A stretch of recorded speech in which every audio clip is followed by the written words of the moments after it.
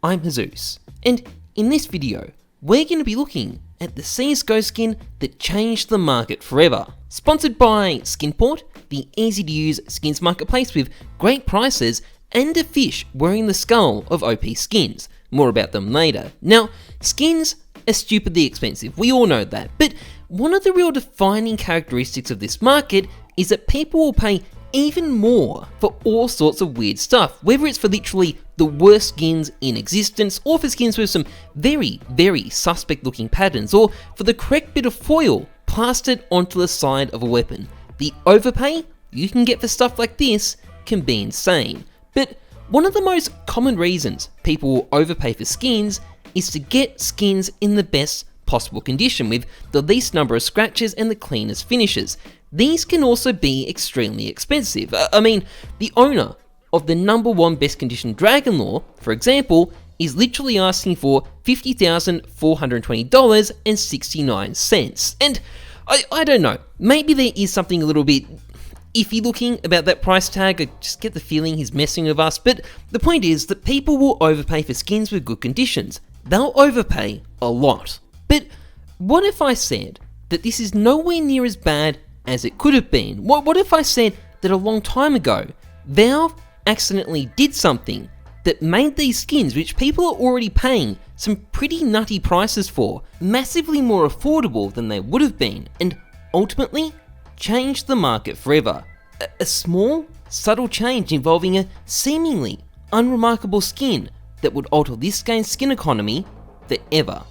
Well, we're going to have a look at just what happened, and how this skin changed the market forever. So, something you might not realise about skins is that Valve kind of wanted them to be rigged, and I'm not talking about cases here either. I'm talking about something else. They actually wanted to make certain skins basically impossible to get, and didn't bother telling people about it either, which had consequences. But basically, the condition a skin is in is determined by a value that can range from 0 to 1, and different parts of the range are different conditions, so factory new, minimal wear, field tested, that sort of stuff. But some skins are limited to only certain parts of this range, like this skin for example, and as you can see, there's only this tiny little bit here that's factory new, and because of this, getting this skin with just the right wear value to be factory new is what we in the industry like to call fucked. But I'm talking about today when I say that. Back when skins were first released in 2013, it wasn't fucked at all. It was fucking impossible instead. You see, there's two ways to get a skin like this. You either get it as a drop or get it from a trade-up contract. Now, getting it as a drop is really, really rare. Most drops are consumer-grade garbage, or if you're really lucky, they're industrial-grade garbage instead. So, the only realistic way to get this skin is from a trade-up contract. But during the early days of CSGO, trade-up contracts had a bit of a limitation. You see, all 10 skins needed to be from the same collection. You couldn't mix collections, and because of the way the trade-up formula works, to get this skin in factory new, the average wear value of all the skins you put into this trade-up contract needs to be below 0.013. And guess what? It turns out it's impossible to get any of the inputs with a float less than 0.06. Ditto, getting this skin factory new from a trade-up contract was impossible. And those drops I mentioned earlier, well, even if you somehow manage to land one of these skins, the way its wear value is calculated means you've only got a 1 in 178 chance of it being factory new. Not very high, and because of that, these things were borderline impossible to get, and Valve didn't even tell people. So you had these guys trying in vain to trade up for one of these things in factory new, wasting all this money and getting absolutely nowhere. And the very few skins that did exist were extremely expensive collector's pieces, borderline mythical because of how rare they were. And there are a whole bunch of skins in the game that either have the exact same problem or a very similar problem and would be extremely difficult or even outright impossible to get if it wasn't for a simple little update Valve made in May 2014. And all this update did was make a really simple change to how trade-ups work. Basically, you could now mix collections. Before, if you wanted to trade up for a Modern Hunter, you had to use 10 Militia Collection skins, but after this update, you could now mix and match skins from whatever collections you wanted. And this had an unforeseen side effect because of a little known skin hanging out in an unpopular collection, the SSG Acid Fade. You see, now that you could mix collections, this Modern Hunter trade-up was possible. All you had to do was stick one Militia Collection skin in the trade-up and 9 filler skins with extremely low wear values, and you could get a factory new Modern Hunter from it. But it was super risky. 90% of the time, you'll fail this trade-up, and that could be a bit of an issue because getting skins with a low enough wear to use as filler is pretty difficult. There aren't that many of them out there, which makes it really hard to mass produce these trade-up contracts, unless you're using the SSG Acid Fade, because this skin has a uniquely small float range, which means it comes in good conditions all the time, and that made it easy to get the inputs for this trade-up. And once the community had done the maths and figured out how all this stuff worked, they started pumping out trade-ups for this skin and a bunch of other skins that used to be impossible to get. They quickly got their grubby little paws all over it, trade-up after trade-up after trade-up, and it was only made possible on such a huge scale because of the Acid Fade. Today, a lot of these collector's pieces are way more common and way more affordable than they would have been if it wasn't for this skin.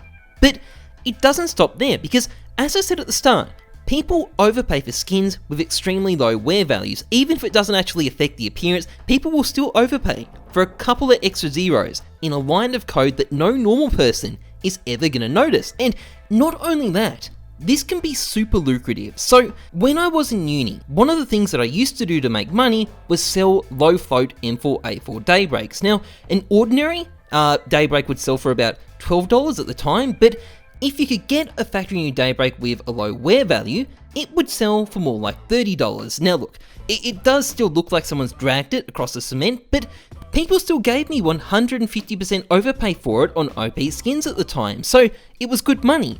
But you needed to be able to trade up for these things en masse, which meant you needed tons of filler skins with low wears, and the only way to get these was with SSG Acid Fades.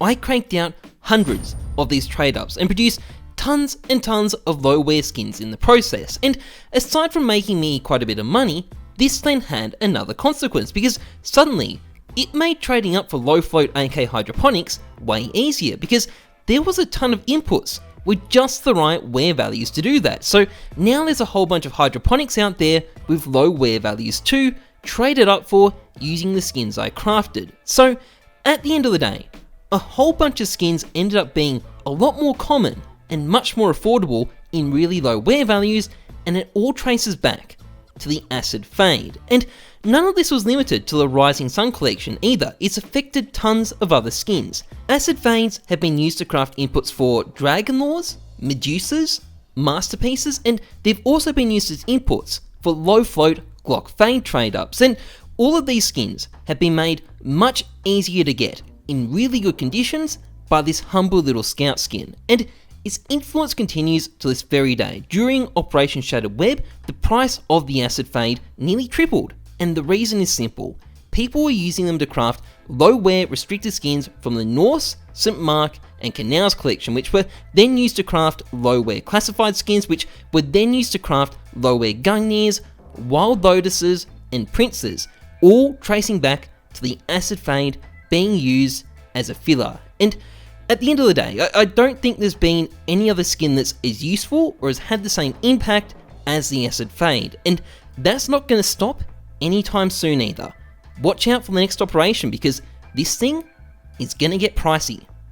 Anyway, that's pretty much it for this video. If you enjoyed it, please like, comment, subscribe, and a big thank you to Skinport for sponsoring this channel. Skinport, formerly known as SkinBay, it's the same site. All that's changed is the name, is a skins marketplace and cash out site. It's safe, convenient, easy to use. It's got a super competitive sales fee of 5% if you put skinport.com in your username, a really, really low fee if you're looking to sell your skins.